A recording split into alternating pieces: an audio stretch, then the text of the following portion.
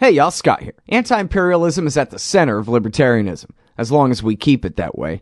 So if you're part of a libertarian group, how about having me out to give a talk on the wars? I work cheap, and I'm good on everything.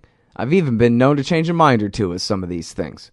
Check out some examples at scotthorton.org/speeches, and email scott@scotthorton.org for more information. By the way, this February 15th, the Future Freedom Foundation is having John Glazer and I give a talk at the International Students for Liberty Conference in Washington. Come on out and say hi. All right, y'all, welcome back to the show. I'm Scott Horton. This is my show, The Scott Horton Show. And speaking of left-right, libertarian realignment, I'm happy to welcome Stephen Zunes back to the show. Stephen, you are a professor of politics and coordinator of Middle Eastern Studies at the University of San Francisco. Welcome back. That's correct. I don't know why I said that to you that way. Everyone, Stephen is what I just said. And this article is at the National Catholic Reporter, the U.S. role in Iraq's upsurge in violence. A great story, very well done piece here, and very timely. But, you know, first, before we get into the Iraq thing a little bit, I want to ask you about this left-right libertarian realignment. Mm-hmm. It's something that's been big in the news lately, you know, with the Edward Snowden revelations and all the controversy about that. And I know that, you know, you, aside from being an expert in America's horrible foreign policy, I was going to say American foreign policy, but I wanted to throw horrible in there. You also are into activism itself and strategies for making things work. And so, you know, my idea, it's not original whatsoever, but basically it's just that where we have, say, you know, a consensus in D.C. of a liberal Republican like John McCain and a conservative Democrat like Barack Obama in the center, where, to me, they're the real extremists. They're the ones who are for everything horrible, from NSA spying and militarizing the police to the overseas empire and all the rest of that. And then on the outside of power, we have all this room for a progressive, maybe more paleo-conservative and libertarian, with the libertarians in the center, type of alliance against the war party and everything that it stands for. And, you know, it seems like with an emphasis more on decentralizing power, but especially you know, with opposition to the empire and the atrocious, you know, destruction of the Bill of Rights going on right now as the first and foremost kind of priority. So I was wondering whether you can speak to that, whether you agree with me that that's, you know, really doable or workable, whether we maybe when we get off the topic of Iraq, you and I just have, and people as we would represent, just have too little in common on other issues, or what it is you think about that and how we might move forward if you think that there's a way to move forward. Well, yeah, I think every successful social movement has involved groups that have been willing to come together in areas where they agree and amicably go in different directions where they disagree. And I would disagree on some libertarian and some economic issues and environmental issues and corporate power and things like that. I certainly share, for example, serious concerns about government intrusion on property rights. I certainly am concerned about getting ourselves involved in wars around the world and the incredible, you know, waste of our resources on that. And yeah, so I'm very, and so I think it's interesting for a lot of people that it's important to you know, work with people we may disagree with on some issues and issues where we come together. I mean, I'm very often attacked by members of the far left because I don't take a particular correct line on something, you know, and therefore I am the enemy. And I said, you know, no wonder the left in the United States is so marginalized, and you end up attacking, you know, potential allies and getting to this kind of rigid sectarian kind of thing. So I do think that in areas of commonalities, people can come together. And I think on the very issues that you mentioned, that is about militarization and intervention and civil liberties, the various people who are often seen as being in very different places on the ideological spectrum. I think you put all of us together, we are the majority. And here, these are areas where I think we can you know, we can come together and hopefully have a change of policy.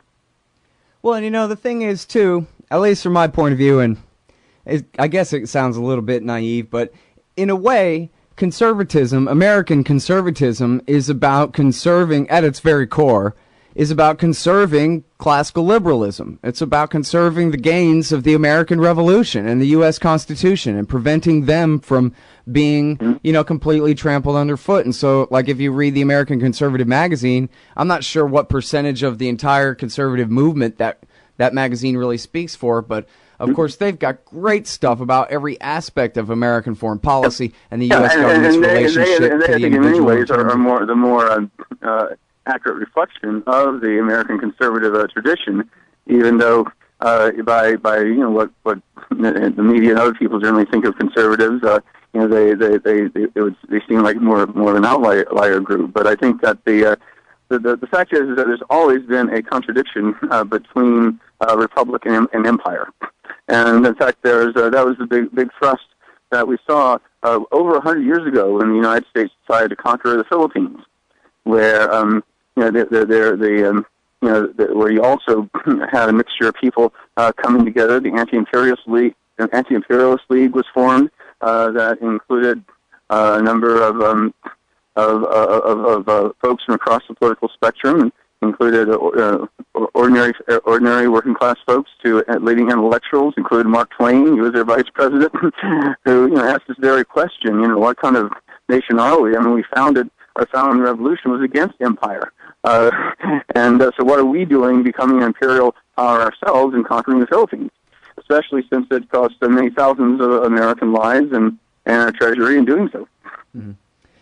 Well, part of this is because of partisan politics, stuff just always stays mixed up and messed up. But it does seem like, at least when it shifts back and forth, more and more people kind of wash out of the system's view of things and start to see things more independently. Like, hey, geez, these conservatives, whatever happened to keep big government off your back? Now all of a sudden we got a unitary executive with plenary power and all of this stuff, you know what I mean? And liberals who, wow, I really believe in Obama for about 6 months, and then what? This guy, he's just George W. Bush. And so then it comes to the consistent, whether left, right, or libertarian, but the consistent out of power who, are still good on the things that our politicians betray us on. It's how we win people over to this movement, I guess, And that is, I don't mean the libertarian one, but I mean the movement against empire and for the Bill of Rights. Exactly. And, anyway. Well, so now here's the thing that I think especially the right has a hard time getting over, and that is that you told them so about why not to invade Iraq. And, to think back to 11 years ago and the swagger and the hubris and, oh, hey, listen, for you to disagree at all is to question the might of America's military. And I know you're not calling America's military a sissy pants, are you? Well, good then. You have to support this war because our guys can do anything. And any questioning of the policy is a betrayal of each and every last soldier. So how dare you? And yet here we are in 2014, and I can tell you, I walk around the house having fantasies about tying George Bush to a chair and forcing him to just watch satellite feed of the continuing unfolding consequences of his war in the Middle East as people are being butchered to death from, Turkey to Yemen. You know what I mean? It's crazy. Yeah, it's out of control. Yeah, very much. I mean, the upsurge of fighting in Iraq, it's people say, oh, it's this 1,400-year-old conflict between Sunni and Shia. That's just baloney. Sunni-Shia conflicts in the Middle East until recently were as a distant memory as the religious wars of Europe between Protestants and Catholics back in the 1600s. What happened when the United States, in Iraq you had intermarriage between Sunnis and Shias. That was quite common, that there was a small town with only one mosque. Sunnis and Shias worship together. There's less theological differences between Sunnis and Shias than there is between Catholics and Protestants. But what happened was that when the United States came in, they ended up abolishing the Iraqi army, which is not just the top officers, many of whom were war criminals that obviously deserve to get sacked and punished or whatever, but literally a couple million of rank and file soldiers and engineer officers who were part of an institution that was long predated Saddam. We abolished that, and it was replaced by a bunch of sectarian militias. Meanwhile, we went to the bureaucracy, the civil service, and said, okay, if you're a member of the Ba'ath Party, you can't serve. Well, to be in the civil service, you had to be in the Ba'ath Party, whether or not you supported Saddam. So basically eliminated the civil service, and government agencies were replaced by, and this essentially became fiefdoms of various sectarian groups. And meanwhile, in getting the coalition government, the United States chose people based on their ethnic sectarian identification and kind of a divide and rule strategy like the colonial French did in Lebanon, with similar results. And in a sense, and so meanwhile, because Saddam was so good at oppressing everybody, the only institutions that could survive were those related to the Shia clerics. Now, one of the differences there are between Sunnis and Shias is that the Shias have a clear hierarchy. Ayatollahs are sort of the equivalent of cardinals in the Catholic Church, and like cardinals and archbishops, they have a whole network of houses of worship and seminaries and hospitals and schools and things under their tutelage. So they can mobilize their folks where other elements of civil society could not, and so no big surprise, they ended up winning the election, especially when U.S. suppression in the Sunni heartland ended up having the Sunnis boycott. So what happens is hold on, slow down for just a second. We're gonna have a whole other segment. I want to let you tell the whole story here, but I want to make sure that people keep up that what happened was these Republicans came in, they abolished the entire state of Iraq, and then they had their plan to replace it, but when the Ayatollah said, hey, everybody, every Shiite Arab, if you believe in God, I want you to go outside and demand one man, one vote. They did, all of them. And the threat was you'll have to start this war all over again against the people who stood by and cheered as you overthrew Saddam. So you don't want that, do you? And so, in other words, these Republicans had no idea what they were doing. They went and invaded this country, and if they had a plan, it was to let everything go to hell, and that worked, but I don't even think they were planning that well. Yeah, apparently George Bush didn't even know the difference between Sunni and Shia until 3 weeks before the invasion. So the crazy thing is that the two parties that have ended up dominating the country ever since, the Dawa and the Supreme Council of the Iraqi Revolution, Islamic Revolution in Iraq, spent their exile years in Iran. Right. Now hold it right there. Let everybody chew on that during this very short commercial break. We'll be right back with Stephen Zunes. The article is The U.S. Role in Iraq's Upsurge in Violence. It's at ncronline.com, the National Catholic Report. It's really good. Go check it out. We'll be right back after this. Don't worry about things you can't control. Isn't that what they always say? But it's about impossible to avoid worrying about what's going on these days. The government has used the war on guns, the war on drugs, and the war on terrorism to tear our Bill of Rights to shreds. But you can fight back. The 10th Amendment Center has proven it, racking up major victories. For example, when the U.S. government claimed authority in the NDAA to have the military kidnap and detain Americans without trial, the nullifiers got a law passed in California, declaring the state's refusal to ever participate in any such thing. Their latest project is offnow.org, nullifying the National Security Agency. They've already gotten model legislation introduced in California, Arizona, Oklahoma, Missouri, and Kansas, meant to limit the power of the NSA to spy on Americans in those states. We'd be fools to wait around for the U.S. Congress or courts to roll back Big Brother. Our best chance is nullification and interposition on the state level. Go to offnow.org, print out that model legislation, and get to work nullifying the NSA. The hero Edward Snowden has risked everything to give us this chance. Let's take it. Offnow.org. All right, y'all, welcome back to the show. I'm Scott Horton. This is my show, The Scott Horton Show. Talking with Stephen Zunes. This article, his latest in the National Catholic Reporter, is called The U.S. Role in Iraq's Upsurge in Violence. And, well, that's the headline, but it's, the story of how the U.S. invasion of 2003 just sowed widespread chaos. It's the story of since then, what happened, how it happened. And it's really good. And where we left off, the American neoconservatives had no idea what the hell they were doing, and neither did their dear leader. And they blundered into this thing. And then by January 2005, the Dawa Party, the Supreme Council for Islamic Revolution in Iraq, sorry, there was supposed to be an and between those, who had been exiled in Iran for 30 years since Jimmy Carter had Saddam invade them in the first place. These were the Iraqi traitors. These were the guys who came in on the heels of the invasion, and that the Americans put in power. And so then that brings us up to 2005. And then, so, gee, what was it that got hundreds of thousands of people killed after that, Stephen? Yeah, well, it was a number of things. One was that for many Sunni Iraqis, they saw, wow, we have a government now that's made up of our two historic enemies, the Persians, that is the Iranians, and the Western imperialists, that is the United States and Britain. And so there's some extremists among them who then started, attack, well, since the Shia population elected these guys, they're at fault. And so some of the extremists, the Al-Qaeda types, ended up sending up bombs and attacking the Shia civilians. And then in retaliation, the U.S.-backed government and in the manner of El Salvador in the 80s, sent out these death squads and started massacring, random Sunni men. And so then people who were not sectarian-oriented ended up embracing some of these militias in self-defense because the government and the U.S.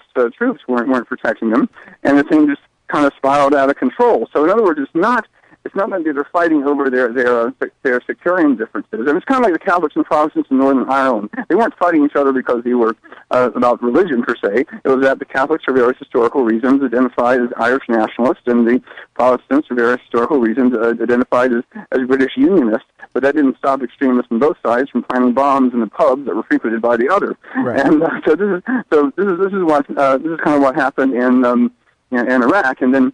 Of course, in the US, and now, let me stop you there just to emphasize how important that is. That this theory that it's supposed to be. I mean, nobody ever proved it, but it's just the assumption underlying so much of the debate about what goes on in the Middle East is that, well, as long as the Shia and the Sunni believe different from each other, they're just going to always keep killing each other over the differences in their beliefs. When that's not what it is. It's just factions defined by religious belief at war. And so these things, it's always human politics, land and money and power and influence, right? Yeah, exactly. And it was a classic divide and rule. And of course, even though those of us who opposed the invasions warned this could provoke sectarian conflict, it was a sectarian conflict that then gave the Bush administration the excuse to keep troops in and actually increase troops there. And of course, that gave even more support to the various sectarian militias. Now, what's happened more recently is that the U.S.-backed Shia sectarian government, despite being sort of elected, is incredibly corrupt and autocratic. I mean, they routinely massacre civilians. In fact, interesting little backstory here. Motivated Bradley Manning to release to do his WikiLeaks things was when he was ordered to be part of to support this operation where the U.S. would help the Iraqi police or Iraqi death squads basically massacre or kill a couple of journalists who were exposing corruption on the part of the government. And he was saying, hey, is this really the thing that U.S. troops should be engaged in? And he was told to shut up about it. And that's what really finally motivated him to upload all the material, and the rest is history. But this is the kind of thing that this government's been continuing to do when they've had pro-democracy protests and they've had anti-corruption protests. People have been shot and beaten. And in fact, the offensive by Al-Qaeda, which took over parts of Ramadi and still control a good chunk of Fallujah, happened right after the Iraqi police and armed forces violently broke up a peaceful protest encampment, killing a number of people. And this is like the fifth such nonviolent encampment that the regime has attacked and killed people in. And so they're saying, and of course that gave emphasis saying, see, the government is just kills if you're peaceful. You have to pick up arms, da da da. And now, of course, the United States is using this as an excuse to increase our military aid to the repressive Baghdad regime, and and the cycle continues. Yeah, well, and they're even going probably already. They're there training Iraqi soldiers in Jordan. They say, which at least in Jordan. But man, here we go again.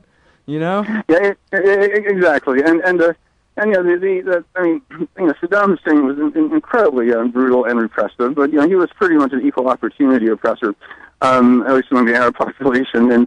And again, this sectarian thing is not something in Iraq history. It is very much an outgrowth of U.S. policy. And people, I think, they might remember, and it might bother them, that they told us for a year straight, look, we want a regime change, and here's a bunch of excuses, most of them scary weapons that could poison or blow you out to death, and so you have to let us do this. It's an emergency. It's the greatest threat on the face of the planet. He could give these weapons to terrorists. And then after 2 days into Iraq, they says, oh yeah, no, the reason we're doing this is because Saddam's a torturer and we're liberating the people of Iraq. And then they got how many hundreds of thousands? Somewhere between 500,000 and 1 million people killed, somewhere right around in there, give or take the remainder, because nobody really knows or knows how to count that many dead people. And all to what?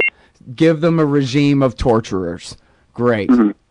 Very, very much so. And this is the also this. I mean, on the one hand, if I was living in Fallujah and the black flag of Al Qaeda was flying in my neighborhood and those guys were enforcing these draconian laws, I'd want to be liberated. But on the other hand, we've seen how regimes like that of Iraq have liberated cities, usually by bombing the bejesus out of entire neighborhoods. Well, that's what's going on right now. Made in USA on all the bomb casings and everything else, and they'll just encourage, more radicalism and extremism. Right. I mean, at antiwar.com right now, it says news.antiwar.com, Iraq pounds Fallujah with airstrikes, artillery. Well, yeah, that's a good way to hunt down Al Qaeda, huh? Yeah, really. No, it's and in Fallujah, and one reason the 2 U.S. assaults in that city were so tragic is that it is in Iraqi history. It has a strong symbolic importance as a sort of a coming together of the various tribes of the sense of national identity and the like, and to have that kind of assault on a regime that most people at least in that part of Iraq see as illegitimate, and again backed by the United States, it's just going to harden attitudes. It's going to make things worse. Is it too soon to question whether eastern Iraq, western Anbar province, Iraq, will end up just combining with rebel parts of Syria, and we'll have a new Islamo-fascist caliphate there, just like George Bush always wanted, or always pretended he was defending us from? Yeah, I think most Sunni Arabs, even those who are devoutly religious, and even those who are very much opposed to the regime and to U.S. policies, don't identify with Al Qaeda because those guys are just too extreme, too hardcore, apocalyptic ideology and genocidal in their methods. But then again, I mean, the government of Baghdad isn't really the government of the Anbar province, is it? It's just sort of sitting there looking at it. Very few people identify and support it, and all the deals that they made that say if you lay down your arms and cooperate with us, the Americans, we'll give you a role in government, we'll give you jobs, and incorporate you into the army. They fulfilled a few of those things, but most of they had not, and so the tribes there are quite bitter. Meanwhile, you have this porous border with Syria, and in fact, we're really freaked out, saying, "Oh, we must arm the moderate opposition in Syria to counter the extremist opposition." Well, how did that extremist come about? They're a direct outgrowth of the extremists that were not extremists in Iraq, which did not exist until the U.S. ended up invading and occupying that country. So again, the spirit of this is that there would not be such a disproportionate amount of hardline extremists among the Syrian opposition. Again, if it weren't for the training and organization and everything that grew out of the U.S. occupation, because for a lot of people in the Middle East, but especially these hardline Islamists, they don't recognize these artificial colonial borders that demarcates Iraq and Syria. Those were drawn by the British and French. That had nothing to do with them or their culture or whatever. So if they're fighting what they see as an illegitimate government in Damascus or Baghdad, it doesn't matter to them. And so it's all one struggle to them.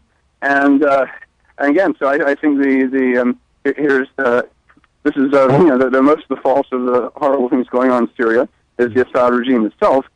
Here too, I think you can make a case that the United States has contributed to the carnage and to why it's become such a magnet of the extremists. And I got the idea that you and I are going to be talking about the consequences of the Iraq War as they play out for years to come, too, Stephen. It's hardly over yet, but we're all out of time. Thank you very much for your time today. Appreciate it. Sure thing. Anytime. All right, that is Stephen Zunes from the University of San Francisco. His article at the National Catholic Reporter is "The U.S. Role in Iraq's Upsurge in Violence." Oh, man, I'm late. Sure hope I can make my flight. Stand there. Me? I am standing here. Come here. Okay. Hands up. Turn around. Whoa, easy. Into the scanner. Ooh, what's this in your pants? Hey, slow down. It's just my...